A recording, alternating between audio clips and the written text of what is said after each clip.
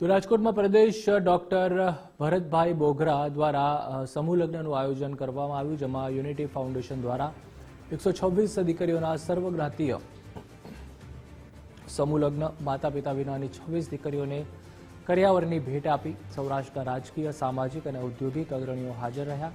ભાજપ અગ્રણી ડોક્ટર ભરતભાઈ બોઘરાએ સોમનાથ વિશે વાત કરી હતી અને કહ્યું હતું કે 1000 વર્ષ પહેલા વિકૃત માનસિકતાવાળા લોકોએ ઇમારત ધ્વસ્ત કરી હતી.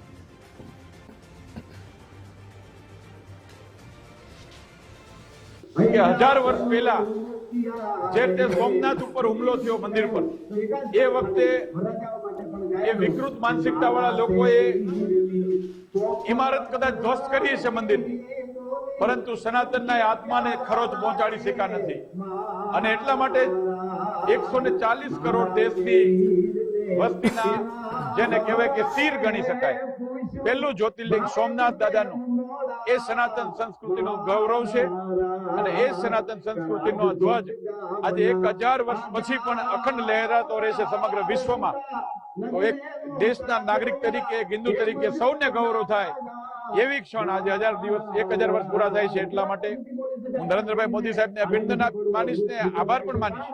કર્મચંડી અને ભારતીયો છે 1026 થી લઈને 2026 સુધી અડીખમ ઉભીને આજ સુધી સોમનાથ દાદાની ધજા જે લહેરાઈ રહી છે એ એનો પુરાવો છે.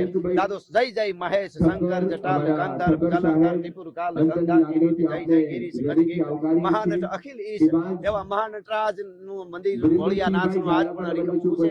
વડાપ્રધાન શ્રી આવે છે, અદ્ભુત આ ઉત્સવ છે. મારો પણ એમાં ડાયરો છે એટલે એનો પણ હું હરખ વ્યક્ત કરું છું. 9 તારીખે મારો ડાયરો છે અને તમામ ભારતીયોને, તમામ સનાતનીઓને દાદા સોમનાથના આ ધર્મોત્સવના અભિનંદન. વડાપ્રધાન શ્રી છે એની ઝીણી વસ્તુથી લઈ અને ઉપર સુધી બધી આવી બધી ખબર રાખે છે, એના માટે પણ હું રાજીપો વ્યક્ત કરું છું.